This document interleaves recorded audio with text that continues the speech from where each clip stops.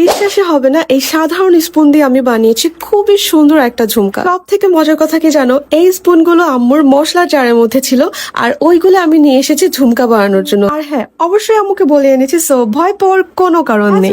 প্রথমে আমি স্পুন গুলোকে কেটে গোল্ডেন কালার করে নিয়েছি, তারপরে এখানে আমি মনের মতো ডিজাইন করে যাচ্ছি। এখানে তোমরা তোমাদের ইচ্ছা মতো কুন্দন বসাতে পারো, বাট আমি ওই যে একটা প্যাটার্ন ফলো করে নিয়েছিলাম, সেই অনুযায়ী আমি কুন্দন গুলো বসিয়ে নিয়েছি। বাই দ্য ওয়ে, এই ঝুমকাটা কিন্তু আমার ঈদের একটা ড্রেসের সাথে ম্যাচিং করে বানানো ছিল। I decided to make it blue colour, কারণ আমার ঈদের ড্রেসটা ব্লু কালারের ছিল। সব বিটস গুলো কিন্তু আমি ঢাকা থেকে নিয়েছিলাম। আমি আগে থেকে ঠিক করে রেখেছিলাম যে বাসায় যে আমার নীল ড্রেসের সাথে একটা নীল ঝুমকা বানাবো। বাই দ্য ওয়ে, এটা কিন্তু টানা ঝুমকা বানিয়েছি। দেখতে পাচ্ছ, আমি ব্লু বিটস এর সাথে আমি 2টা করে গাজর অ্যাড করে দিয়েছি, জানো এটা দেখতে আর একটু গর্জিয়াস হয়। ভাই তোমরাই দেখো না, এখনই এতটা সুন্দর লাগছে, ফাইনাল লুকে না জানো কত সুন্দর লাগবে। পুরো টপটা বানানোর জন্য পাতা শেপের একটা কাঁচের স্টোন নিয়েছি, আর ওইটাকে চারিদিকে এমন কুন্দন স্টোন দিয়ে র্যাপিং করে দিই। বানানো শেষ। এখন এই ঝুমকার জন্য চলো খুবই সুন্দর একটা টানো মেক, যার জন্য আমি 3 লাইনের 3টা গাজর নিয়েছি, আর একদম নিচের পার্টে এইভাবে বিটস গুলো হ্যাং করে গিয়েছি। ঝুমকার জন্য প্রত্যেকটা পার্ট পারফেক্টলি রেডি হয়ে গিয়েছে। এখন সব পার্ট গুলোকে একসাথে জয়েন করতে হবে।